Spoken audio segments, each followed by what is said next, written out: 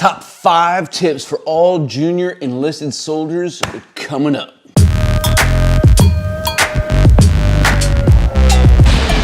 Hey, welcome back to the channel, team. As always, man, I am stoked to see you. So this morning I got the top 5 things I'm going to put in your kit bag if you're a junior enlisted soldier from my perspective as a first sergeant that you can do so that you can master your craft and develop your tactical virtue. So these are in no particular order. This is not the only 5 things you need to do. This may not even be the top 5. These are 5 really important things, and I think we're going to add in a bonus one at the end. So that's going to be super important. So hang on tight. Let's do this. So number 1. Do your stinking skill port now. And who are we talking to? I'm really talking to the brand new private. I don't care if you're a PV1 all the way up into, maybe you came in as a specialist because you had some college or whatever. And, these are the guys I'm really talking to help do some things for you that maybe a lot of us, we just never had that purpose, direction, or motivation. So why do you need to do your skill port? You need to do your skill port now because you don't have to treat it like everything else that we do that's mandatory training in the Army and just, click the mouse as fast as we can. So do it as much as you can. Maybe you're in a technical MOS, so you can use this time now to actually learn a little bit more about your JOB. It's crazy talk.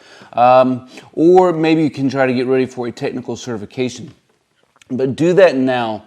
Because then by the time you become a specialist promotable, you're not hunting for points. You're not hunting for points. And as I was talking about the other day, if I'm a board member on the promotion board for sergeant or staff sergeant, and I'm looking at people's ERBs. I'm looking at your ERB, and I'm with a red pen, and I'm marking the heck up out of it.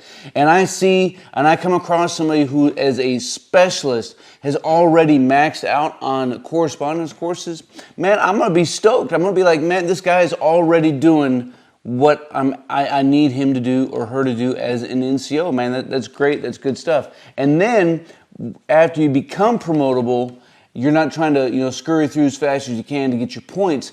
You've already got those points, so you don't have to stress out about that at all. So do that, and that'll help set yourself apart from your peers. Not only that, but man, if you're a junior private, and let's say you are a PV1 or PV2 or PFC, and you're maxed out, and it comes time for a waiver, and your platoon sergeant says, "Hey, Top, I got this kid. I think we need to get her a waiver for promotion." I'm going to be like, well, where's your evidence? What is this person doing that's different from everybody else? And your platoon sergeant's going to look at me and say, "Hey, Top, look at this ERB and look at everything that she's already maxed out." I'm going to be like, how can I say no? How can I say no? The next one is part of, look, there's 4 things. And the top 5 list, I'll get you a bonus. And now this one has 4 things. There's 4 things that you have to do right all the time. You got to do these 4 right angle things if you can. Because if you do 4 right angles, right, you're squared away. It's dumb, I know, whatever. Leave me alone. So, but you'd be surprised at how basic something is that we screw up all the time. So many of you who are old hat and long in the tooth, you know what these 4 right things are. We have to be at the right place, at the right time, in the right uniform, with the right frame of mind. It shouldn't be so simple to do 4 stupidly, yeah, that's a new word, simple things to set yourself apart from your peers. But you've seen it. How many times has your squad leader or your platoon sergeant called somebody out of ranks? How many counselings is that amounted to? How many Article 15s is that accounted for? And so when we do these 4 basic things right, and then we ratchet it up, and instead of being there at the right time, we're there, 15 minutes early without being told, So do those 4 things right, and you'll help set yourself on your way. The next one is to make sure, you spend, I got a little dollar sign, just $1 sign. Spend a little bit of money on your uniform. Maybe it's $10. Maybe it's just $10 a payday. on your uniform. And what can you get for $10? Not much, but you could put some in an envelope. And here's what you're going to get. You're going to get to continue to wear your patrol cap that doesn't look like a bag of smashed holes, right? You're going to have things for your ASUs, and you're not going to have to be stressed out about it when payday activity comes up. Because if a ribbon gets smudged, you're going to have some backups already. I have a tackle box because I just have all of these things, as a backup. I haven't used them in a long time, but whatever. You're going to have PT shirts and PT shorts that aren't faded. What? You're going to keep me off of your back. And when you do this, and you start keeping them in your rotation, man, you're going to start setting yourself really apart, because I'm going to be walking the line on a Monday morning doing inspections. I'm going to be like, dadgummit, that's a good-looking patrol cap. Because the cat next to you has one that looks like it got ran over by an LMTV. And you're looking all right. So good job, Private. So just do that. And then when you get your clothing allowance, you can use that larger money to buy something large. Maybe it's a new pair of boots, or maybe it is a uniform. You can actually afford to do that. It's crazy. Next one up is always make sure you have some essential items. Always make sure you have some essential items. So the things that you have to have on you all the time. You need to always have your dog tags. Don't put them in your pocket.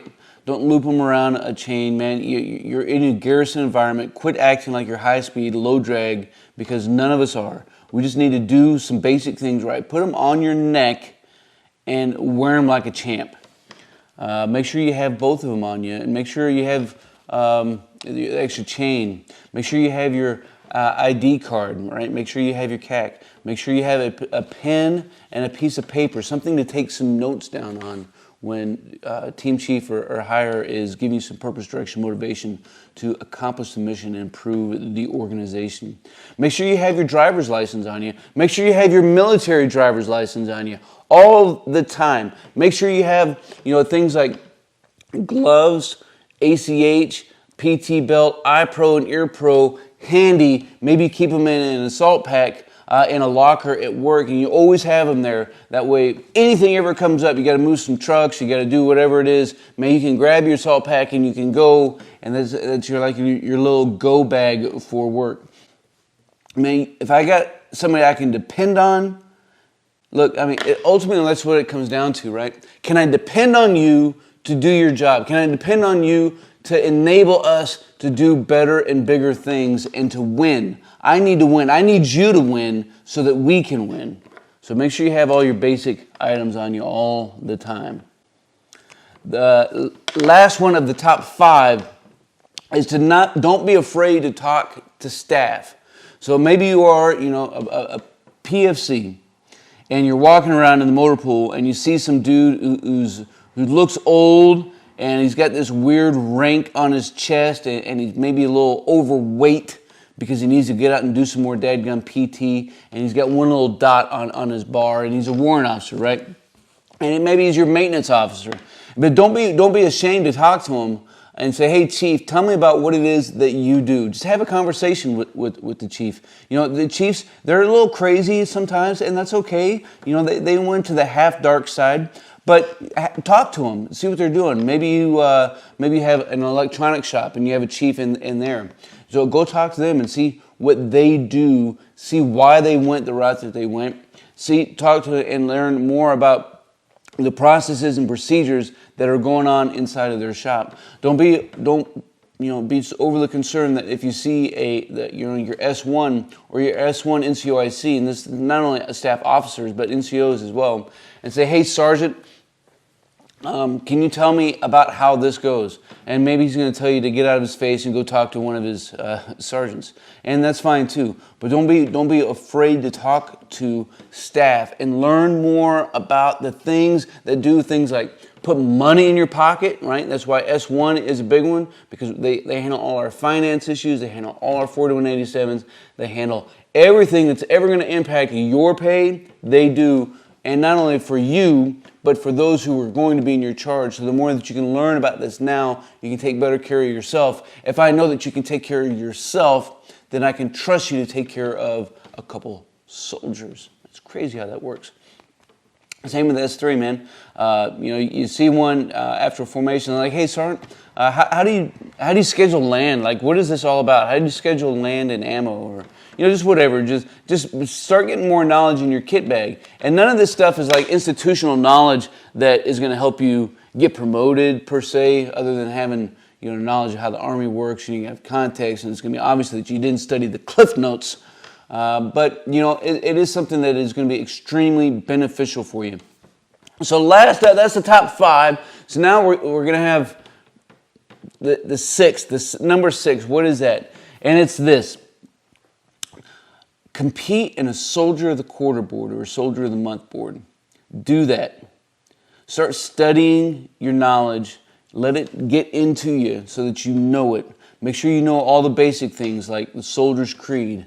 Make sure you know your Army values. Make sure you know your general orders. Make sure you know your chain of command and NCO support channel. Make sure you know your branch song. Make sure you know the Army song. It doesn't matter if you can sing well or not, man. This is not, America's Got Talent. But make sure you start doing this. So if you go and let's say you win a Soldier of the Quarter board, and your battalion, as a result, gives you or recognizes you with an Army Achievement Medal. Now, you've done a couple things, right? We'll say you won. If you win or don't win, you still get things. The first thing you get is experience. You know that when you go in front of a promotion board, it's going to be very similar. The MOI may have changed a little bit. For the most part, though, you know exactly what's going to happen. You know how the board is going to be proceeded. You know what to expect. Now, you also have given yourself some face time with the people who's going to make a decision as far as whether you should be promoted or not. So they see you. They know you. You've acted like a professional. You've acted with confidence and resilience in the face of being asked some dadgum questions. If you won and you received an Army Achievement Medal, now you have some more promotion points for your kit bag. It's crazy how that works. Or, don't worry about any of it, man. Just be that guy, if you want, who does the bare minimum and everything, who hangs around the motor pool and clicks out in the smoke shop, 5 minutes after motor pool formation, and starts talking smack about everybody, wondering why you're being held back. Man, nobody's holding you back. Nobody's holding you back. Just start putting forth a little effort on these 5 and 6 things that you can do right now. These are things that you can do right now, that you can put in your kit bag so that you can master your craft and develop your tactical virtue. Hey, I hope you enjoyed the content of it. If you did, make sure you leave some comments down below, and we will keep this conversation rolling. If you haven't already done so, like the channel. And if you need to, make sure you subscribe to the channel and click that notification bell. You stay up to date on some future content. Man, and as always, until then, we'll see you.